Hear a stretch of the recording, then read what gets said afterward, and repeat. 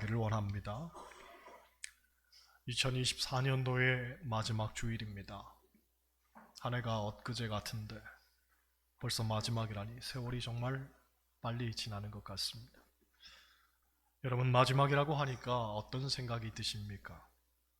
물론 2024년이 지나면 2025년이 새롭게 시작되기에 마지막에 대한 별 감흥은 없을 겁니다.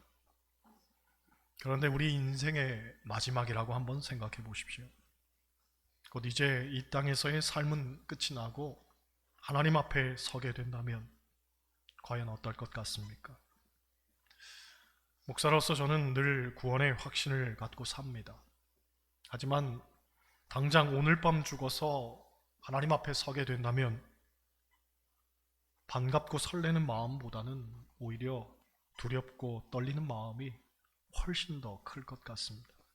왜냐하면 돌아보면 죄뿐이고 늘 하나님 앞에 부끄러운 것들 뿐이기 때문입니다.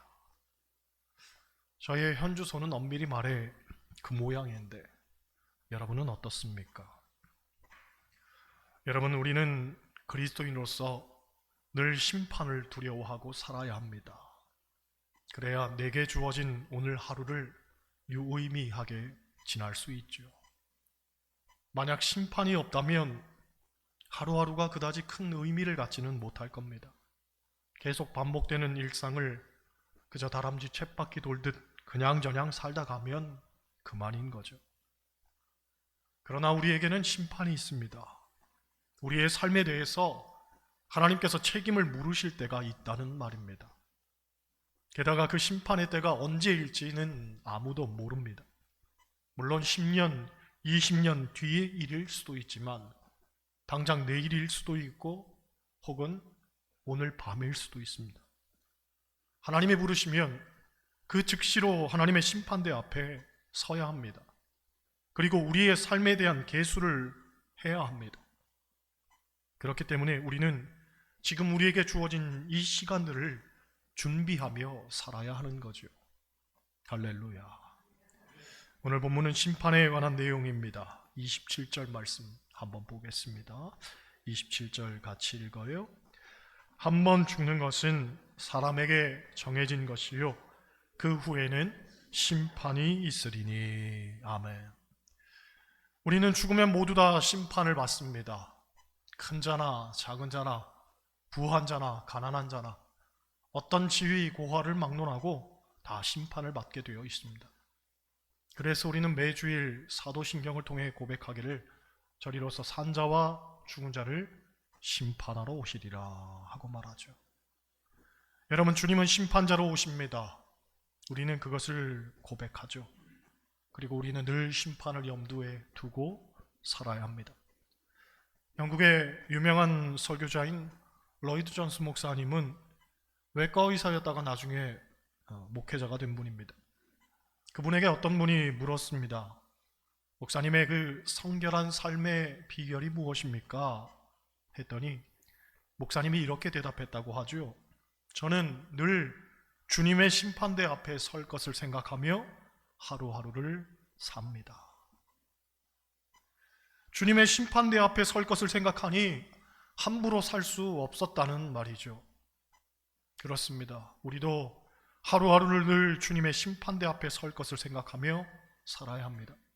그래야 삶 속에서 성결과 거룩을 이룰 수가 있는 거죠.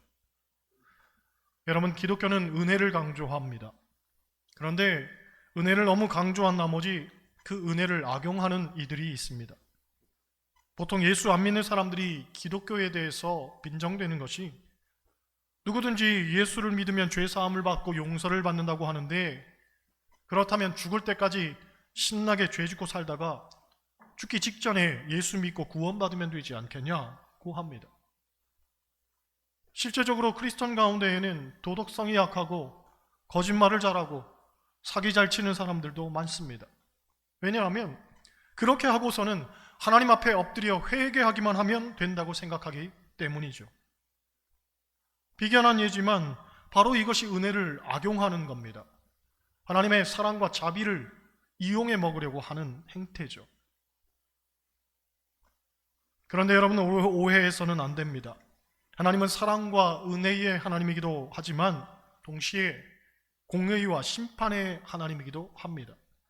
그래서 사도 바울은 은혜를 빙자해서 죄를 짓는 것은 하나님을 욕되게 하는 것이고 예수님을 십자가에 다시 못 박게 하는 것과 같다고 말했습니다. 때문에 은혜를 헛되이 받지 말라고 하죠. 즉 은혜를 저버린 사람에게 또다시 은혜가 주어질 줄로 착각해서는 안 된다는 말입니다. 한편으로 주변을 보면 심판이 있음을 인정하는 사람들 중에서도 하루하루를 소중하게 생각지 않고 헛된 삶을 사는 이들도 있습니다. 그들이 왜 그렇게 살겠습니까? 그것은 심판이 더디 온다고 생각하기 때문에 그렇습니다. 그 심판이 있긴 하지만 아직은 아니라는 거죠. 그리고 아주 먼 훗날의 이야기일 것이라고 생각합니다. 하지만 그런 생각 역시 어리석을 뿐입니다. 여러분, 사람이 미련한 것은 사람은 지극히 경험적인 동물이기 때문에 자기 경험의 범주에서만 생각을 한다는 거죠.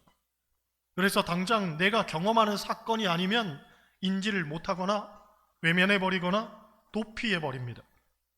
즉 내 삶에 그것이 당면하기 전에 준비를 해야 되는데 그것이 잘 안 되는 거죠. 예를 들어 담배를 피우는 분들은 담배를 피우는 결과가 매우 해롭다는 것을 압니다.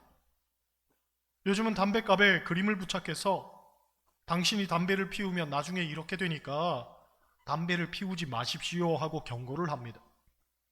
때문에 담배를 살 때마다 그 그림을 볼 수밖에 없죠. 제가 인터넷으로 찾아보니까 온갖 그림이 다 부착되어 있었습니다. 혀에 암덩이가 덕지덕지 붙은 사진도 있고 폐가 썩어서 시커멓게 된 것도 있고 얼굴이 썩어서 구멍이 난 사진도 있고 이가 다 빠지고 기도를 잘라내고 호수를 꼽고 있는 사진도 있고 아주 그 사진들을 보면 밥을 못 먹을 정도입니다. 제가 생각할 때에 담배에 부착하기 위해서 그런 사진을 고른 사람이 아마도 이 사진을 한 번만 봐도 담배를 딱 끊고 싶은 생각이 들 정도로 최악의 사진을 골라서 거기다 넣은 것 같습니다. 그런데 정작 담배 피는 사람이 그 사진 보고 담배 끊었다는 얘기 제가 들어본 적이 없습니다. 다들 그러거나 말거나 나는 모르겠다, 나는 괜찮겠지, 그렇게 생각하는 거죠. 마찬가지입니다. 교회 다니면 심판에 대한 이야기를 무수히 듣습니다. 지옥이 있다고 누누이 말합니다.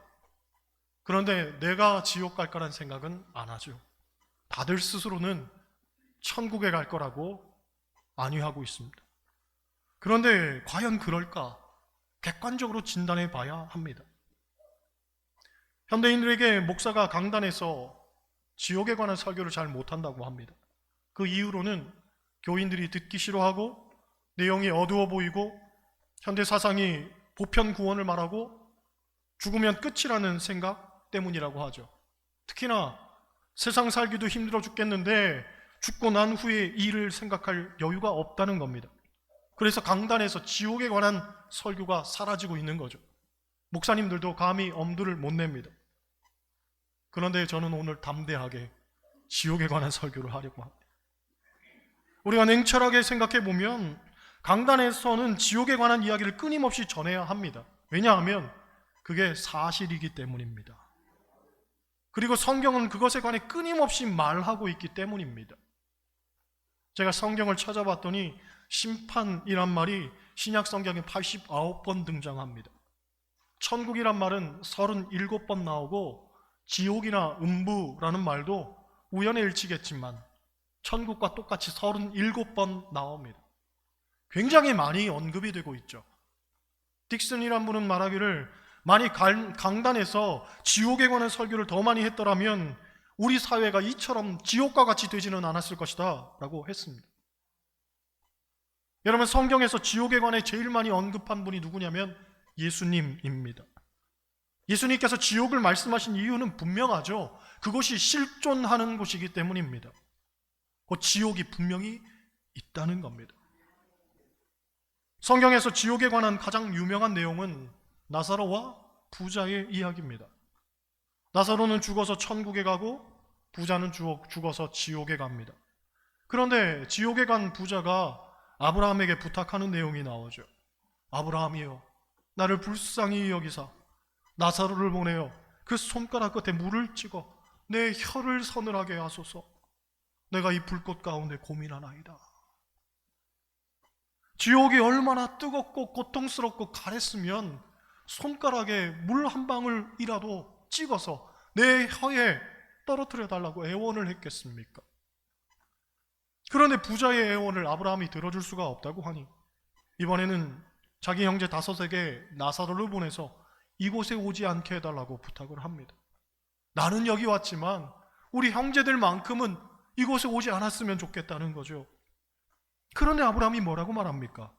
그들에게는 모세와 선지자들이 있으니 그들에게 들을지니라.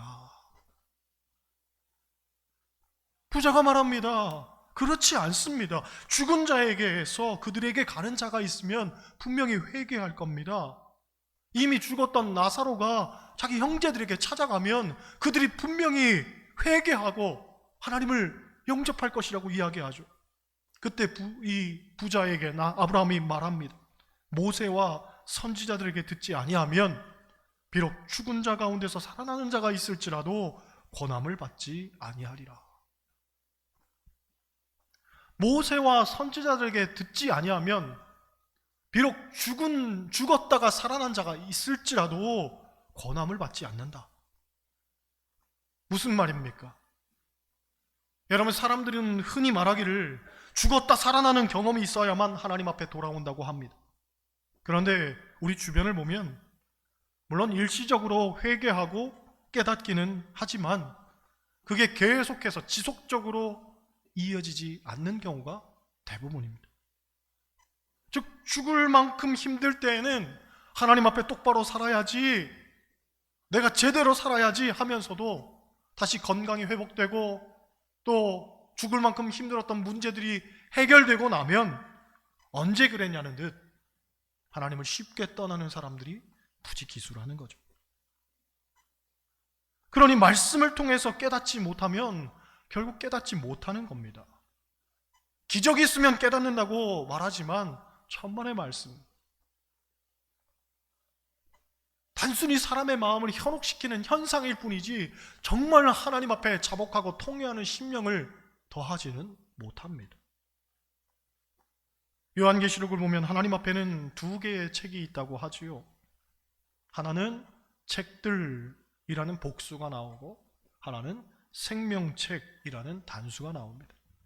생명책은 당연히 구원받은 자의 이름이 적히는 책이겠지만 앞서 말한 책들에는 무엇이 적히냐면 우리의 행위가, 우리의 죄악들이 낱낱이 기록이 됩니다.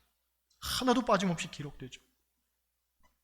그런데 놀라운 건 행위뿐만 아니라 우리의 말 한마디까지도 빠짐없이 다 기록된다는 겁니다. 마태복음 12장 36절을 보면 예수님께서 이런 말씀을 하십니다. 내가 너희에게 이르노니 사람이 무슨 무익한 말을 하든지 심판날에 이에 대하여 신문을 받으리니. 곧 우리가 내뱉는 말, 특히나 남에게 상처를 주고 아프게 하고 누군가의 마음을 핥히고 기분 나쁘게 했던 말들, 우리가 내뱉고 나면 사라질 거라고 생각하지만 그렇지 않다는 거예요. 하나님은 다 알고 계시고 기억하고 계신다는 거죠. 요즘은 휴대폰으로 통화하면서 상대방과의 통화 내용을 다 녹음할 수가 있습니다. 그래서 범죄를 저지르거나 다른 사람에게 피해를 야기한 사람들의 내용을 다 녹음하고 있다가 증거로 제출하죠. 아무도 모르겠지 하고 있다가 그걸 듣는 순간 깜짝 놀라는 겁니다. 자기 음성이 다 녹음되어 있는 거죠. 마찬가지로 우리가 하나님 앞에 서게 될 때에 아마도 하나님은 우리 인생을 하나도 빠짐없이 다 보여주실 겁니다. 물론 또 보고 싶을 만큼 좋은 장면도 있겠지만 너무 부끄럽고 창피해서 보고 싶지 않은 장면도 있을 겁니다. 그런데 그런 것까지 다 보여주실 때에 우리가 어떻게 하나님 앞에 고개를 들고 있을 수 있겠습니까? 또 어떻게 변명할 수 있겠습니까? 다 보여지고 다 드러나며 그래서 심판을 받게 될 텐데 과연 그때 어떻게 해야 되겠습니까? 어떤 이들은 사람은 죽으면 끝이라고 생각하지만 그렇지 않습니다. 죽음이 끝이 아닙니다. 죽은 자들도 그 다음에 심판을 받죠. 그리고 하나님의 심판 가운데 어떤 사람은 천국에 갈 것이지만 또 어떤 사람은 지옥불에 떨어질 수밖에 없을 겁니다. 이것이 성경이 말하는 둘째 사망이죠.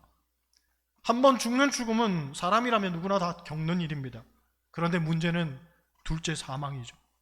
육신은 죽어도 영이 살아야 되는데 영까지 죽으면 안 되는 것이잖아요. 요한계시록 21장 8절을 보면 어떤 사람이 둘째 사망을 받는지에 대해서 말하고 있습니다. 두려워하느니, 믿지 않느니, 흉악한 자, 살인자, 음행자, 점술가, 우상숭배자, 거짓말하는 자, 이런 사람이 둘째 사망을 받는다고 합니다. 또 예수님께서 하신 말씀 중에는 마태복음 18장 6절을 보면 누구든지 나를 믿느니 이 작은 자 중 하나를 실족하게 하면 차라리 연자맷돌이 그 목에 달려서 깊은 바다에 빠지는 것이 나으니라고 했습니다. 요컨대 우리가 행한 행동 때문에 또 우리가 내뱉은 말 한마디 때문에 누군가가 마음에 상처를 받고 실족해서 넘어지고 그래서 예수를 믿지 않게 된다면 그 책임이 엄청나다는 거예요. 그러므로 우리가 잘 살아야 되지 않겠습니까? 똑바로 살아야 되지 않겠습니까? 말 한마디를 해도 소금으로 맛을 냄과 같이 해야 되지 않겠습니까? 누군가를 살리고 행복하게 하는 말, 얼마든지 그런 말을 할 수가 있는데 왜 가시돋친 말, 비수와 같은 말을 내뱉고 사십니까? 28절 말씀 보겠습니다. 28절 같이 읽습니다. 이와 같이 그리스도도 많은 사람의 죄를 담당하시려고 단번에 들이신 바 되셨고 구원에 이르게 하기 위하여 죄와 상관없이 자기를 바라는 자들에게 두 번째 나타나시리라. 아멘. 여러분, 우리가 심판을 피할 수 있는 길은 오직 하나입니다. 우리의 죄를 친히 담당하신 예수 그리스도를 믿어야 합니다. 그분은 우리를 구원에 이르게 하기 위해서 십자가에서 우리의 죄값을 대신 치르셨습니다. 그래서 우리가 치러야 할 죄값은 이미 지불이 되었죠. 더 이상 우리는 죄의 값을 두려워할 필요가 없게 된 겁니다. 즉 심판에 대해서도 두려워할 필요가 없어진 거죠. 그렇습니다. 누구든지 예수 그리스도를 믿기만 하면 구원을 받습니다. 죄의 삭은 사망이지만 예수 그리스도께서 피 흘리심으로 인해 우리의 죄의 삭신 사망은 더 이상 우리를 삼킬 수 없게 되었습니다. 고린도전서 15장 55절 이하를 보면 이런 말씀이 있습니다. 사망아, 너의 승리가 어디 있느냐? 사망아, 내가 쏘는 것이 어디 있느냐? 사망이 쏘는 것은 죄요, 죄의 권능은 율법이라. 우리 주 예수 그리스도로 말미암아 우리에게 승리를 주시는 하나님께 감사하노라. 할렐루야. 한 해를 갈무리하는 주일입니다. 모쪼록 우리 인생의 갈무리도 늘 생각하면서 심판의 때를 잘 준비할 수 있는 저와 여러분들 다 되시기를 주님의 이름으로 간절히 축원합니다. 기도하겠습니다.